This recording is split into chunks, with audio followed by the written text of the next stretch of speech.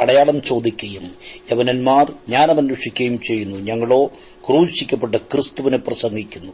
യഹൂദന്മാർക്ക് ഇടർച്ചയും ജാതികൾക്ക് ഭോഷത്വമെങ്കിലും യഹൂദന്മാരാകട്ടെ യവനന്മാരാകട്ടെ വിളിക്കപ്പെട്ട ഏവർക്കും ദൈവശക്തിയും ദൈവജ്ഞാനവുമായ ക്രിസ്തുവിനെ തന്നെ.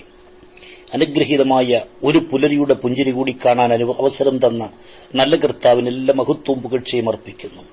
കർത്തൃശുശ്രൂഷയിൽ അത്യുത്ഥാനം ചെയ്യുന്ന അഭിഷിക്തന്മാർ, വീണ്ടെടുക്കപ്പെട്ട ദൈവമക്കൾ, പ്രാർത്ഥനാവിഷയങ്ങൾ അറിയിച്ചു മറുപടിക്കായി പ്രതീക്ഷയോടെ കാത്തിരിക്കുന്ന എന്റെ സഹോദരങ്ങൾ, എളിയ ശുശ്രൂഷയെ ഓർത്ത് പ്രാർത്ഥിക്കുകയും ആവശ്യമായ മാർഗനിർദ്ദേശങ്ങളും സഹായ സഹകരണങ്ങളും നൽകി പ്രോത്സാഹിപ്പിക്കുന്ന സുവിശേഷ സ്നേഹികളായ എല്ലാ പ്രിയപ്പെട്ടവരെയും ക്രൂശിൽ മരിച്ചുയർത്തെഴുന്നേറ്റ യേശുക്രിസ്തുവിന്റെ അനുഗ്രഹീത നാമത്തിൽ വന്ദനം ചെയ്യുന്നു. നല്ല കർത്താവ് എല്ലാ പ്രിയപ്പെട്ടവരെയും ഐശ്വര്യമായി അനുഗ്രഹിക്കട്ടെ എന്ന പ്രാർത്ഥനയോടെ പരിശുദ്ധാത്മ നൽകിയ സന്ദേശം ശ്രോതാക്കൾക്ക് കൈമാറുകയാണ്. യഹൂദന്മാർ അടയാളം ചോദിക്കുകയും യവനന്മാർ ജ്ഞാനമന്വേഷിക്കുകയും ചെയ്യുന്നു. ഞങ്ങളോ ക്രൂശിക്കപ്പെട്ട ക്രിസ്തുവിനെ പ്രസംഗിക്കുന്നു. പ്രിയപ്പെട്ടവരെ, സഹസ്രാബ്ദങ്ങൾക്കപ്പുറത്ത് ഭാഷയും വ്യാകരണവും അതിന്റെ പൂർണ്ണതയിലെത്തുന്നതിനു മുൻപ് കാലത്തിന്റെ കടന്നുപോക്കിൽ കടപുഴകി വീണ സംസ്കാരത്തിൽ കാലൂന്നി നിന്നുകൊണ്ട് എഴുതപ്പെട്ട തിരുവെഴുത്തുകൾ ഈ ആധുനിക കാലഘട്ടത്തിൽ പ്രസക്തമാണോ? വളരെ ചിന്തനീയമായ ചോദ്യമാണ്. സ്കൂൾ അടച്ചു തുറക്കുമ്പോൾ സാധാരണയായി കുട്ടികളുടെ പാഠപുസ്തകങ്ങൾ പരിഷ്കരിക്കാറുണ്ട്. കാലാകാലങ്ങളിൽ നിരന്തരമായി പാഠപുസ്തകങ്ങളും പാഠ്യപദ്ധതിയും പരിഷ്കരിച്ചുകൊണ്ടേയിരിക്കുന്നു. പ്രത്യയശാസ്ത്രങ്ങൾ കൂട്ടിച്ചേർക്കപ്പെടുന്നു. നാടിന്റെ നട്ടെല്ലായ ഭരണഘടന പോലും മാറ്റിയെഴുതപ്പെടുന്നു. ലോകത്തിന് തന്നെ വലിയ മാറ്റങ്ങളുണ്ടായി. കാടത്ത സമൂഹത്തിൽ നിന്നും മനുഷ്യകുലം പരിഷ്കൃത സമൂഹമായി തീർന്നിരിക്കുന്നു. നാഗരികതകൾ മാറിമറിഞ്ഞു. വിജ്ഞാന മേഖലയിൽ തന്നെ കുതിച്ചുചാട്ടങ്ങൾ പലവട്ടം നടന്നു. ഇന്ന് നാം സൈബർ യുഗത്തിലാണ് ജീവിക്കുന്നത്. ടെക്നോ ക്യാപിറ്റലിസം എന്ന് വരെ ഈ കാലഘട്ടത്തിന് പേര് വീണിരിക്കുന്നു. അത്രമാത്രം സമൂഹത്തിന് ലോകത്തിന് മാറ്റം വന്നിട്ടും ആയിരക്കണക്കായ വർഷങ്ങൾക്ക് മുമ്പ് എഴുതപ്പെട്ട വിശുദ്ധ വേദപുസ്തകത്തിന് ഒരു മാറ്റവും വന്നിട്ടില്ല. തലമുറകൾ മാറിമറിഞ്ഞിട്ടും ലോകം വൈജ്ഞാനികമായി ഒരുപാട് വളർന്നിട്ടും പുതിയ തലമുറയോട് സംവദിക്കുവാൻ, സമൂഹത്തോട് തർക്കത്തിലേർപ്പെടുവാൻ, ദൈക്ഷണിക ലോകത്തോട് ആശയവിനിമയം നടത്താൻ ബൈബിളിന് ഇന്നും കഴിയുന്നത് എന്തുകൊണ്ടാണ്? കാലാകാലങ്ങളായി നേരിട്ടുകൊണ്ടിരിക്കുന്ന എല്ലാ ആനുകാലിക സംഭവങ്ങളിലും ഇടപെട്ട് ആധികാരികതയോടെ സംസാരിക്കുവാൻ തിരുവെഴുത്തിന് കഴിയുന്നതെങ്ങനെയാണ്? സഹോദരങ്ങളെ, ഇവിടെയാണ് ബൈബിളിന്റെ ദൈവവിശ്വാസികതയും ആധികാരികതയും തെളിഞ്ഞുവരുന്നത്. എല്ലാ കാലഘട്ടങ്ങളിലും ഉയർന്നു വന്ന പ്രതിസന്ധികളെ അതിജീവിക്കാൻ തിരുവെഴുത്തിന് കഴിഞ്ഞുവെന്നുള്ളത് വേദപുസ്തകത്തിന്റെ ഉടമസ്ഥത ദൈവത്തിനാണെന്ന് ബോധ്യമാക്കുന്നു. ഈ പുസ്തകം ദൈവവചനമായതുകൊണ്ട് കാലഘട്ടത്തെ അതിജീവിച്ചു, പരീക്ഷണങ്ങളെ അതിജീവിച്ച് സമൂഹത്തോട് തർക്കത്തിലേർപ്പെടുവാനും മനുഷ്യ സമുദായം ഏർപ്പെടുന്ന പ്രശ്നങ്ങളെ ശാശ്വതമായി പരിഹരിച്ചുകൊണ്ട് ജനകോടികളെ സമാധാന മാർഗത്തിൽ നടത്തി നിത്യതയിലെത്തിക്കുവാനും തിരുവെഴുത്തിന് കഴിയുന്നു. സമൂഹം ചർച്ച ചെയ്യുന്ന വിഷയം കാലാകാലങ്ങളിൽ അതെന്തു തന്നെ ആയാലും ബൈബിളിന് ഭയമില്ല. കവിതയാണ് സംസാര വിഷയമെങ്കിൽ ലോകം കണ്ട ഉജ്ജ്വലമായ കാവ്യഗ്രന്ഥം വിശുദ്ധ വേദപുസ്തകമാണ്. സാഹിത്യമാണ് ചർച്ചയ്ക്ക് വിധേയമാവുന്നതെങ്കിൽ ബൈബിളിന്റെ സാഹിത്യഭാവം ഉദാത്തമാണ്. ചർച്ചയ്ക്ക് വിഷയമാകുന്നത് ചരിത്രമാണെങ്കിൽ ലോകചരിത്രമാണ്, മനുഷ്യചരിത്രമാണ്, ഇസ്രായേലിന്റെ ചരിത്രമാണ്, യുദ്ധങ്ങളുടെ ചരിത്രമാണ്, രാഷ്ട്രങ്ങളുടെ ചരിത്രമാണ്, വംശങ്ങളുടെ ചരിത്രമാണ് വിശുദ്ധ വേദപുസ്തകത്തിൽ വിശദീകരിക്കുന്നത്.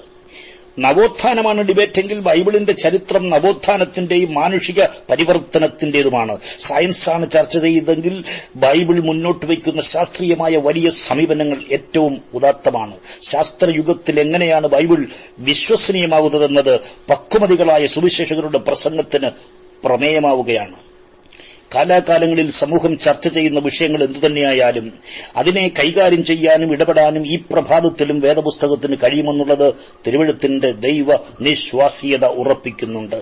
ഇതാണ് തിരുവെഴുത്തിന്റെ അജയ്യത. അല്ലെങ്കിൽ എന്നേ ഈ പഴയ പുസ്തകം സമൂഹം പുറന്തള്ളുമായിരുന്നു. എന്നാൽ ലോകത്തിന്റെ 5 വൻകരകളിലും കെട്ടഴിച്ചുവിട്ട കൊടുങ്കാറ്റ് പോലെ ലോകരാഷ്ട്രങ്ങളെ സ്വാധീനിച്ച്, കുടുംബങ്ങളെ നവീകരിച്ച്, നാഗരികതകളെ ആകർഷിച്ച് സുവിശേഷം അജയ്യ ശക്തിയായി നിലകൊള്ളുകയാണ്. അതേ പ്രിയപ്പെട്ടവരെ, ഈ പുലരിയിൽ ഞാൻ പ്രസംഗിക്കുന്ന വിശുദ്ധ വേദപുസ്തക സന്ദേശം കാലിക പ്രസക്തമാണ്. ബൈബിളിനെ ക്രിസ്ത്യാനിയുടെ മതഗ്രന്ഥമായി പരിമിതപ്പെടുത്തുന്നത് സങ്കുചിത ചിന്താഗതിയാണ്. സർവശക്തനായ ദൈവം ഈ ഭൂമിയിൽ അവതരിപ്പിച്ച ദൈവവ്യവസ്ഥയാണ്, മൂല്യവ്യവസ്ഥയാണ് വേദപുസ്തകം. വേദപുസ്തകത്തിന്റെ പ്രമേയം എന്താണെന്ന് ചോദിച്ചാൽ മനുഷ്യകുലത്തിന്റെ വീണ്ടെടുപ്പ് എന്നുള്ളതാണ്.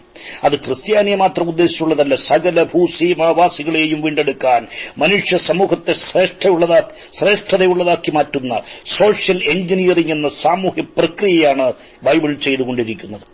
ഒരു പ്രത്യേക വിഭാഗത്തിന്റെ മതഗ്രന്ഥമെന്ന അർത്ഥത്തിൽ വേദപുസ്തകത്തെ മാറ്റി നിർത്താൻ കഴിയില്ല. പ്രത്യുത എല്ലാ മനുഷ്യരെയും വിടുവിക്കാൻ കഴിയുന്ന, അവരുടെ പ്രശ്നങ്ങൾ പരിഹരിക്കാൻ കഴിയുന്ന, മനുഷ്യനെ നിത്യതയിലെത്തിക്കാൻ കഴിയുന്ന വിജ്ഞാന സ്രോതസ്സാണ്, ദൈവശക്തിയാണ് വിശുദ്ധ വേദപുസ്തകം. ഈ തിരുവെഴുത്തിലെ പുതിയ നിയമത്തിൽ നിന്നുള്ള വേദഭാഗമാണ് പ്രിയപ്പെട്ടവരെ ഞാൻ വായിച്ചു കേൾപ്പിച്ചത്. ക്രൂശിന്റെ വചനം നശിച്ചുപോകുന്നവർക്ക് ഭോഷത്വവും രക്ഷിക്കപ്പെടുന്നവർക്ക് ദൈവശക്തിയുമാകുന്നു. യഹൂദന് ഇത് ഇടർച്ചയാണ്, ഗ്രീക്കുകാരന് ഭോഷത്വമാണ്. യഹൂദന്മാർ അടയാളം അന്വേഷിക്കുന്നു, ഗ്രീക്കർ ജ്ഞാനമന്വേഷിക്കുന്നു. ഞങ്ങൾ ക്രൂശിക്കപ്പെട്ട ക്രിസ്തുവിനെ പ്രസംഗിക്കുന്നു. പുരാതന കാലത്തെ പ്രസിദ്ധമായ ഒരു പട്ടണമായിരുന്നു കൊരിന്ത്. സൌത്ത് ഗ്രീസിലെ റോമൻ പ്രവിശ്യയിൽ വാണിജ്യപരമായി ഒരുപാട് വികസിച്ച ഇടമാണ് കൊരിന്ത് പട്ടണം. രാഷ്ട്രീയമായും വിദ്യാഭ്യാസപരമായും വാണിജ്യപരമായും വികസിച്ച പട്ടണം. എവിടെ ഒരു നാഗരികത വികസിച്ചാലും അതിന്റെ എല്ലാം പിന്നമ്പുറങ്ങളിൽ അധാർമികത ഉണ്ടാകും. കാരണം ദേശീയതയും ഉപദേശീയതയും അവിടേക്ക് ഒഴുകിയെത്തുകയാണ്. കച്ചവട സംഘങ്ങൾ എത്തുന്നു. കൊമേഴ്ഷ്യലായി വാണിജ്യപരമായി ഒരു സിറ്റി വികസിക്കുമ്പോൾ അധാർമികതയും ഒപ്പം വികസിക്കും. കൊരിന്തിലും ഇതുതന്നെയാണ് സംഭവിച്ചത്. അഭിവൃദ്ധിയുടെ പടവുകൾ കീഴടക്കിയ കൊരിന്ത് അധാർമികതയുടെ വിളനിലമായി മാറുന്നു. വിശ്വപ്രസിദ്ധമായ അഫ്രോഡിറ്റസ് ദേവതയുടെ ക്ഷേത്രം അവിടെയുണ്ട്. സന്ധ്യ കഴിഞ്ഞാൽ ആയിരക്കണക്കിന് ദേവദാസികൾ, ടെമ്പിൾ പ്രോസ്റ്റിറ്റ്യൂട്ട്, തെരുവീഥിയുടെ ചായം പൂശിയ ചുണ്ടുകളും അല്പവസ്ത്രധാരികളുമായി ഒഴുകി നടക്കും. ദുർനടപ്പിന്റെ കേന്ദ്രമായി ആ പട്ടണം അധപ്പതിക്കുന്നു. രണ്ടുപേർ തമ്മിൽ സംസാരിക്കുമ്പോൾ ഒരാളോട് കൊരിന്തിനെപ്പോലെ പെരുമാറുന്നത് പറഞ്ഞാൽ അത് അശ്ലീല പ്രയോഗമാണ്. ഒരുവനെ കൊരിന്തിനെന്ന് ഇരട്ടപ്പേരിട്ട് വിളിച്ചാൽ പ്രശ്നമാണ്. അത് മ്ലേച്ഛതയുടെ കേളിരംഗമായി തീർന്നിരിക്കുന്നു കൊരിന്ത് പട്ടണം. ഇവിടെയാണ് പൗലോസിന്റെ ശുശ്രൂഷയിൽ അനുഗ്രഹീതമായ ഒരു ദൈവസഭ രൂപം കൊള്ളുന്നത്. ആ കാലഘട്ടം കണ്ടതിൽ വെച്ച് ഏറ്റവും ഗ്ലോറിയസ് ചർച്ചാണ് കൊരിന്തിലുണ്ടായത്. ഒരു കൃപാവരത്തിലും കുറവില്ലാത്ത സഭ. വചനത്തിൽ അവർ സമ്പന്നരാണ്, പരിജ്ഞാനത്തിൽ സമ്പന്നരാണ്, കൃപാവരങ്ങളിൽ സമ്പന്നരാണ്. ആ തലമുറയിൽ തന്നെ ക്രിസ്തു വരുമെന്ന് ആത്മാർത്ഥമായി വിശ്വസിച്ച കൂട്ടമായിരുന്നു കൊരിന്തിലെ സഭാജനങ്ങൾ. ഈ സഭാജനങ്ങളാണ് 15-ാം അധ്യായത്തിൽ മരിച്ചവർ ഉയർക്കുമോ എന്ന് ചോദിക്കത്തക്ക നിലയിൽ അധപ്പതിച്ചുപോയത്. പൗലോസ് സ്നാനപ്പെടുത്തിയ അപ്പല്ലോസും ഈ സഭയിലെ അംഗമാണ്. ഇവിടെ കാലക്രമത്തിൽ സഭയ്ക്കുള്ളിൽ ഡിവിഷൻ രൂപപ്പെടുകയാണ്. പൗലോസിന്റെ പക്ഷക്കാർ, അപ്പല്ലോസിന്റെ പക്ഷക്കാർ, കേഫാവിന്റെ പക്ഷക്കാർ, ക്രിസ്തുവിന്റെ പക്ഷക്കാർ, പരിച്ഛേദന ഇഷ്ടപ്പെടുന്ന ന്യായപ്രമാണവാദികളായ ജൂയിഷ് ലീഗലിസത്തിന്റെ വക്താക്കളായ ആൾക്കാർ. അവരാണ് പത്രോസിന്റെ പക്ഷക്കാരായി തെളിഞ്ഞു നിൽക്കുന്നത്. വിദ്യാഭ്യാസം കൊണ്ടും വിവേകം കൊണ്ടും ഉന്നതിയിൽ നിൽക്കുന്ന ക്ലാസിക്കൽ വിഭാഗത്തിൽപ്പെടുന്നവരാണ് അപ്പല്ലോസിന്റെ പക്ഷക്കാർ. അപ്പല്ലോസ് പൗലോസിനേക്കാൾ മികച്ച വാഗ്മിയായിരുന്നുവെന്ന് ചരിത്രം പറയുന്നു. സ്കൂൾ ഓഫ് അലക്സാണ്ട്രിയയിൽ നിന്നും ബിരുദം നേടിയ ഉജ്ജ്വല താർക്കിക പ്രഭാവനായിരുന്നു അപ്പല്ലോസ്. ശ്രദ്ധിക്കുക, അപ്പല്ലോസ്, പൗലോസ്, പത്രോസ്, ഈ 3 മഹാരഥന്മാരുടെ ശിക്ഷണത്തിൽ വളർന്ന ദൈവസഭയുടെ ശ്രേഷ്ഠത വാനോളം ഉയർന്നതിൽ അത്ഭുതപ്പെടാനില്ല. എന്നാൽ കാലത്തിന്റെ കടന്നുപോക്കിൽ സമാനതകളില്ലാത്ത അധാർമികത ഈ കൂടിവരവിൽ ഉണ്ടാകാനിടയായി. കുഞ്ഞെ, ക്രിസ്ത്യാനി എന്ന് പറഞ്ഞതുകൊണ്ട് കാര്യമില്ല, വിശ്വാസം സ്വീകരിച്ചതുകൊണ്ട് കാര്യമില്ല. ഇപ്പോഴത്തെ നില എന്താണ്? അവിടെയാണ് കാര്യം. ക്രിസ്തു വിശ്വാസിയെ സംബന്ധിച്ചിടത്തോളം നീതീകരണം അവന്റെ സ്റ്റാർട്ടിംഗ് പോയിന്റ് ആണെങ്കിൽ തേജസ്കരണം എന്ന ഫിനിഷിംഗ് പോയിന്റ് ഉണ്ട്. അവിടെ എത്താൻ വിശുദ്ധീകരണം എന്ന ട്രാക്കിലൂടെ പോയേ മതിയാകൂ. ഈ സഭയെ ചൂണ്ടി പൗലോസ് പറഞ്ഞു, ആത്മാവിലെയും ജഡത്തിലെയും സകല കന്മഷങ്ങളും നീക്കി ദൈവഭയത്തിൽ വിശുദ്ധിയെ തികച്ചുകൊള്ളുക. ബി പെർഫെക്റ്റ്, നിങ്ങൾ തികഞ്ഞവരാകണം. B holy, വിശുദ്ധരാകണം. അതേ ക്രിസ്തുവിലുള്ള വിശുദ്ധി ഏറ്റെടുക്കണം. അതാണ് പരിശുദ്ധാത്മാവ് ആഗ്രഹിക്കുന്നത്. കൊരിന്തിലെ സഭയ്ക്കുള്ളിൽ ഡിവിഷനുണ്ടായി. ഈ പ്രതിസന്ധി പരിഹരിക്കാൻ പൗലോസ് കൊരിന്തിലെ സഭയ്ക്കെഴുതിയ 4 കത്തുകളാണ് 2 ലേഖനങ്ങളായി വേദപുസ്തകത്തിൽ രേഖപ്പെടുത്തിയിരിക്കുന്നത്. 1-ാം അധ്യായത്തിൽ ജ്ഞാനത്തെക്കുറിച്ചാണ് സംസാരിക്കുന്നത്. 2 വിധ ജ്ഞാനങ്ങൾ. 1 ലോകത്തിന്റെ ജ്ഞാനം, 2 ദൈവത്തിന്റെ ജ്ഞാനം. പൗലോസ് പറയുന്നു, ഞങ്ങൾ പ്രസംഗിക്കുന്നത് ജ്ഞാനത്തിന്റെ വശീകരണ വാക്കുകളല്ല, ദൈവത്തിന്റെ ജ്ഞാനമത്രേ ഞങ്ങൾ മർമ്മമായി പ്രസ്താവിക്കുന്നത്. ആ ജ്ഞാനത്തിന്റെ പേരാണ് യേശു ക്രിസ്തു. ക്രൂശിന്റെ വചനം നശിച്ചു പോകുന്നവർക്ക് ഭോഷത്വം ആണ്. എന്താണ് ക്രൂശിന്റെ വചനം? അത് പ്രസക്തമാണ്. 1, ക്രൂശിൽ എഴുതപ്പെട്ട വചനമുണ്ട്. 2, ക്രൂശിൽ മുഴങ്ങിക്കേട്ട വചനമുണ്ട്. 3, ക്രൂശിൽ നിവർത്തിയായ വചനമുണ്ട്. ക്രൂശിൽ മുഴങ്ങിയ വചനം 7 മൊഴികളാണ്. ക്രൂശിൽ എഴുതപ്പെട്ട വചനം യേശുക്രിസ്തു യഹൂദന്മാരുടെ രാജാവെന്നുള്ളതാണ്. ക്രൂശിൽ നിവർത്തിയായ വചനം യേശുക്രിസ്തുവിന്റെ പ്രായശ്ചിത്ത മരണത്തിലൂടെ നിവർത്തിയായ വീണ്ടെടുപ്പിന്റെ സന്ദേശമാണ്. എബ്രായ ലേഖനകാരൻ പറയുന്നു 10:12 ഒരിക്കലായി യാഗമർപ്പിച്ചിട്ട് എന്നേക്കുമുള്ള വീണ്ടെടുപ്പ് സാധിച്ചു. കുഞ്ഞെ, ഇനിയും മാസർപ്പിക്കുന്നവർ, ബലിയർപ്പിക്കുന്നവർ യേശുക്രിസ്തുവിനെ വീണ്ടും ക്രൂശിക്കുകയാണെന്ന് വിശുദ്ധ വേദപുസ്തകം നമ്മെ പഠിപ്പിക്കുന്നു. യജ്ഞങ്ങളും യാഗങ്ങളും കൂദാശകളും കർമ്മകാണ്ഡങ്ങളും ഇനി ആവശ്യമില്ല. എല്ലാം കാൽവരിയിലെ ക്രൂശിൽ യേശുക്രിസ്തു ഒരിക്കലായി നിവർത്തിച്ചു, പൂർത്തിവരുത്തി. ഇനിയൊരു കർമ്മം ആവശ്യമില്ല. വിശ്വസിക്കുക മാത്രം ചെയ്യുക, എന്നാൽ നീ രക്ഷിക്കപ്പെടും. യേശുവിന്റെ യാഗം ഒരിക്കലായിട്ടാണെങ്കിൽ വീണ്ടെടുപ്പ് എന്നേക്കുമുള്ളതാണ്. പഴയ നിയമത്തിൽ പാപം ആവർത്തിച്ചുകൊണ്ടേയിരുന്നതിനാൽ യാഗവും ആവർത്തിക്കേണ്ടി വന്നു. എന്നാൽ ക്രൂശിൽ പാപത്തിന് എന്നേക്കുമുള്ള പരിഹാരം വന്നതുകൊണ്ട് ഇനി യാഗം ശേഷിക്കുന്നില്ല, ബലി ശേഷിക്കുന്നില്ല.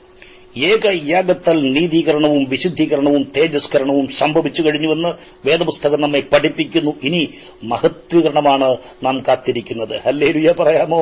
ദൈവത്തിന് നിറഞ്ഞു സ്തോത്രം ചെയ്യാൻ കഴിയുമോ? ക്രൂശിൽ എഴുതപ്പെട്ട വചനം, ക്രൂശിൽ നിവർത്തിയായ വചനം, ക്രൂശിൽ മുഴങ്ങിയ വചനം, ഇത് വിശദമായി വിവരിച്ച ശേഷമാണ് പൗലോസ് പറയുന്നത്, ഈ ക്രൂശിന്റെ വചനം നശിച്ചു പോകുന്നവർക്ക് ഭോഷത്വവും രക്ഷിക്കപ്പെടുന്ന നമുക്ക് ദൈവശക്തിയുമാണ്. ക്രൂശിന്റെ വചനം എങ്ങനെയാണ് ഗ്രീക്കുകാർക്ക് ഭോഷത്വമാകുന്നത്, യഹൂദന്മാർക്ക് ഇടർച്ചയാകുന്നത്, രക്ഷിക്കപ്പെടുന്നവർക്ക് ദൈവശക്തിയാകുന്നത്? പ്രിയരെ, യഹൂദന്മാർ കാത്തിരുന്ന മശിക ക്രൂശിൽ മരിക്കുന്നവനല്ല, അത്ഭുതങ്ങളാൽ തന്റെ ശക്തി കൊണ്ട് ഗവൺമെന്റിനെ അട്ടിമറിച്ച് ഭരണസാരഥ്യം ഏറ്റെടുക്കുന്ന പൊളിറ്റിക്കൽ മശിക, റിലീജിയൻസ് മശിക, അതായിരുന്നു അവരുടെ സങ്കല്പത്തിലെ ക്രിസ്തു. ആവർത്തന പുസ്തകം 21:23 മരത്തിൽ തൂങ്ങുന്നവൻ ശപിക്കപ്പെട്ടവനെന്ന് എഴുതിയിരിക്കുമ്പോൾ യേശുക്രിസ്തുവിന്റെ ക്രൂശിലെ മരണം അംഗീകരിക്കാൻ അവർക്ക് കഴിയില്ല. റോമ ഗവൺമെന്റിനെ നിലംപരിചാക്കാൻ ഇറങ്ങിവന്ന് ക്രിസ്തു ഭരണസാരഥ്യം ഏറ്റെടുക്കുമെന്ന് പ്രതീക്ഷയോടെ കാത്തിരിക്കുമ്പോൾ റോമാക്കാരുടെ ക്രൂശിൽ പിടഞ്ഞു മരിച്ച യേശുവിനെ ക്രിസ്തുവാണെന്ന് അംഗീകരിക്കാൻ അവർക്ക് കഴിഞ്ഞില്ല. ഇതാണ് യഹൂദന് ഇടർച്ചയായി തീർന്നത്. അവർ ആ ഇടർച്ചക്കല്ലിൽ തട്ടിവീണു. യഹൂദന്മാരുടെ ദൈവരാജ്യ സങ്കല്പം യേശുക്രിസ്തു വിഭാവനം ചെയ്തതല്ല. യഹൂദന്മാർ പലവട്ടം കർത്താവിനോട് ചോദിച്ചിട്ടുണ്ട്, എപ്പോഴാണ് നീ രാജ്യം യഥാസ്ഥാനമാക്കുന്നത്? പ്ലേറ്റോയുടെ റിപ്പബ്ലിക്കിനെ പോലെ, അതെ, തോമസ് മൂറിന്റെ ഉട്ടോപ്യയിലെ പോലെ ഒരു ക്ഷേമരാഷ്ട്രം സ്ഥാപിച്ച് യേശുക്രിസ്തു രാജാവായി സിംഹാസനത്തിലിരിക്കുമെന്നാണ് ഈ ജനം കരുതിയിരുന്നത്. പ്രാർത്ഥനയ്ക്കിരിക്കുമ്പോൾ, വഴി നടക്കുമ്പോൾ, മലയിലിരിക്കുമ്പോൾ, അത്താഴത്തിന്റെ ഇവിടെല്ലാം ഇവർ ചോദിക്കുന്നു, എപ്പോഴാണ് രാജ്യം സ്ഥാപിക്കുന്നത്? എപ്പോഴാണ് കിങ്ഡം റീസ്റ്റോർ ചെയ്യുന്നത്? വീണുപോയ ദാവീദിന്റെ കൂടാരം പണിയുന്നത്? ഒടുവിൽ കർത്താവിനോട് പറഞ്ഞു, എന്റെ രാജ്യം ഐഹികമല്ല. ഐഹികമായിരുന്നെങ്കിൽ എന്റെ സേവകർ എനിക്ക് വേണ്ടി പോരാടുമായിരുന്നു. പൗലോസ് ഇതിനെ അല്പം കൂടി വിശദീകരിച്ചു. ദൈവരാജ്യം ഭക്ഷണവും പാനീയവുമല്ല, ഫിസിക്കലല്ല, സ്പിരിച്വലാണ്. അതേ, യഹൂദന് ക്രൂശിന്റെ വചനം ഇടർച്ചയായിരുന്നു. ഗ്രീക്കുകാരെ സംബന്ധിച്ചിടത്തോളം ക്രൂശിന്റെ വചനം ഫൂളിഷ്നെസ് ആണ്. തത്വചിന്തയുടെ തറവാടായ ഗ്രീസ്, ചിന്തയിൽ അഗ്നി പടർത്തിയ ബുദ്ധിരാക്ഷസന്മാരുടെ നാട്, മനസ്സിൽ മഞ്ഞുതുള്ളി വീഴ്ത്തുന്ന സാഹിത്യകാരന്മാരുടെ നാട്, ആധുനിക ജനാധിപത്യത്തിന്റെ പിള്ളത്തൊട്ടിൽ, പാശ്ചാത്യ സംസ്കാരത്തിന്റെ പള്ളിയറ, യൂറോപ്പിന്റെ വഴികാട്ടിയും വെളിച്ചവുമെന്ന് പുകൾപെറ്റ ഗ്രീസിൽ അധിവസിക്കുന്ന ബുദ്ധിമാന്മാർക്ക് ദൈവം ക്രൂശിൽ മരിക്കുമെന്ന് പറഞ്ഞാൽ അത് ഉൾക്കൊള്ളാൻ കഴിയില്ല. സ്തോത്രം.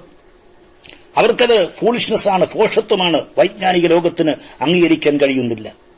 വിജ്ഞാനദാഹികളായ മനുഷ്യർക്ക് ഒരുപക്ഷെ ഈ പുലരിയിലെ ദൈവശബ്ദം ഭോഷത്വമായി തോന്നിയേക്കാം.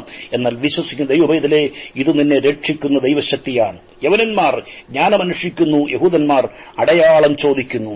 യഹൂദൻ വിശ്വസിക്കണമെങ്കിൽ സൂപ്പർ നാച്ചുറൽ എവിഡൻസ് വേണം. ഗ്രീക്കുകാർക്ക് വിശ്വസിക്കുവാൻ ഫിലോസഫിക്കൽ എവിഡൻസ് വേണം.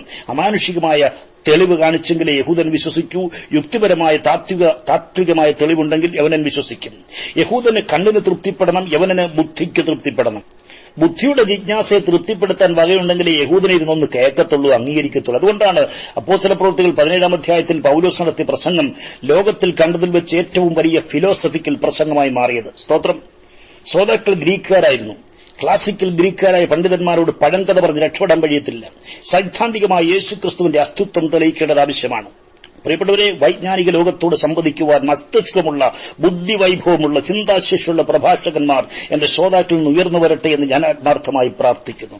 പൗലോസ് ഏതൻസിൽ നടത്തിയ പ്രസംഗം, സ്വാമി വിവേകാനന്ദൻ ചിക്കാഗോയിൽ ചെയ്ത പ്രസംഗത്തേക്കാൾ, സി കേശവൻ നമ്മുടെ കോഴഞ്ചേരിയിൽ നടത്തിയ പ്രസംഗത്തേക്കാൾ, ഗാന്ധി ജനിച്ചപ്പോൾ നെഹ്റു ചെയ്ത പ്രസംഗത്തേക്കാൾ, മാർക്ക് ആന്റണിയുടെ പ്രസംഗത്തേക്കാൾ, മാർട്ടിൻ ലൂതറിന്റെ പ്രസംഗത്തേക്കാൾ ഉജ്ജ്വലമായ പ്രഭാഷണമായി അറിയപ്പെടുന്നു.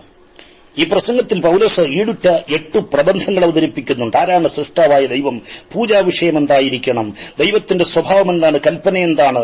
ഈ ദൈവത്തിന് മനുഷ്യരുടെ ബന്ധമെന്താണ്? ഗ്രീക്ക് കവികളായ അരറ്റസിന്റെയും എപ്പിമെറിഡസിന്റെയും അർത്ഥവത്തായ 2 കവിതകൾ ഉദ്ധരിച്ചുകൊണ്ട് പ്രസംഗിക്കുന്ന പൗലോസിനെ, അത് സോക്രട്ടീസിനെ വെല്ലുന്ന പാണ്ഡിത്യമാണ് പൗലോസിൽ യവനർ കണ്ടത്. ഈ പ്രസംഗമാണ് ഏതൻസിലെ പ്രമുഖ വ്യക്തിത്വമായ അരയോപകസ്ഥാനീയൻ മാനസാന്തരപ്പെടാനിടയാക്കിയത്. അയാൾ മാനസാന്തരപ്പെടണമെങ്കിൽ പൗലോസിന്റെ പ്രസംഗം എത്ര ഉത്കൃഷ്ടമായിരിക്കണം.